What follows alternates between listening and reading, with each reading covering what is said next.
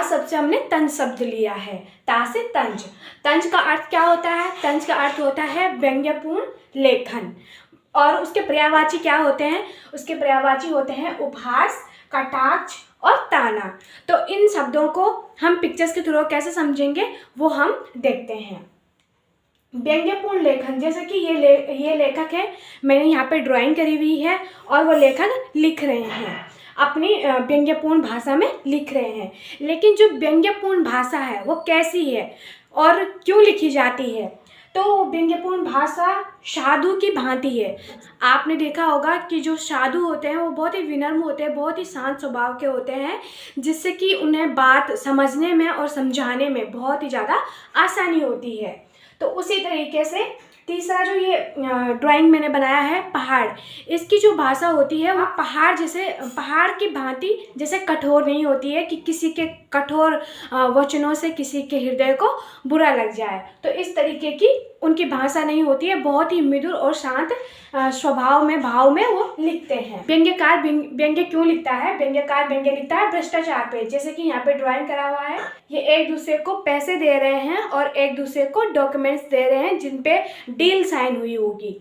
तो ये पीछे का सीन दिखाया है। पीछे के सीन का अर्थ है छुपके से, सामने से नहीं हो रहा। अगर सामने से होता तो पता लग जाता, लेकिन भ्रष्टाचार जो क्रिया होती है वो पीठ पीछे होती है। तो व्यंग्यकार उस स्थिति को, उन विचारों को अपनी मधुर भाषा में लिखता है और समाज को सचेत करने के लिए अपना व्यंग्यकार व्यंग्य लिखता है। अब व्यंग्य क्या होता है?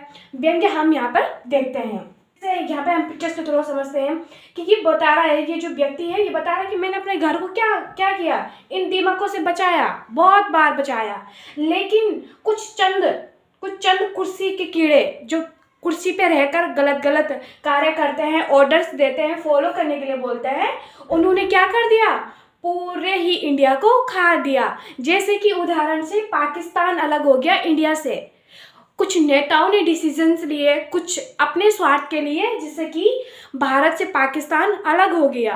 तो इस तरीके से व्यंग्यकार व्यंग्य लिखता है और अपने अंदर जो भाव होता है, जो समाज में बुराई होती है, उसको प्रदर्शन करता है। उसे उपहास, कटाक्ष और ताना, ये एक ही शब्द का पर्यायवाची है, लेकिन अलग अलग परिस्थितियों में इसका प्रयोग किया जाता है। जैसे कि यहाँ पर उपहास उड़ाया जा रहा है, किसका? समाज की व्यवस्था का। दूसरा कटाक्ष और ताना, हम इस पिक्चर्स में देखते हैं कि यहाँ पर जो सन 1996 की जो मम्मी होती थी या माताएं होती थी, वो क्या कहती थी कि दिन भर खेलता रहता है, चल घर चल। कुछ इस तरीके के उनके क्या होते हैं, वाक्य होते थे, वो बच्चा खेलता रहता था।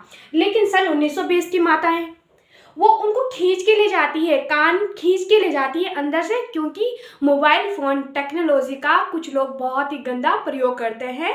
जैसे कि बच्चे उनमें दिन भर कार्टून वगैरह देखते रहते हैं, तो घर में ही बैठा रहता है, जा बाहर खेलने जा। अब जो शब्द पहले कुछ और थे, अब कुछ और है। क्यों? क्योंकि माताओं को भी ये पता है कि अगर मेरा बच्चा घर पर ही रहा और उसे घर पर ही वो सब चीज़ें मिलती रही, तो उसका जो शारीरिक वृद्धि है वो कैसे होगी। हमने इस वीडियो में समझा कि तंज क्या होता है। तंज यानी कि एक लेखन कला है, व्यंग्यपूर्ण की एक लेखन कला है।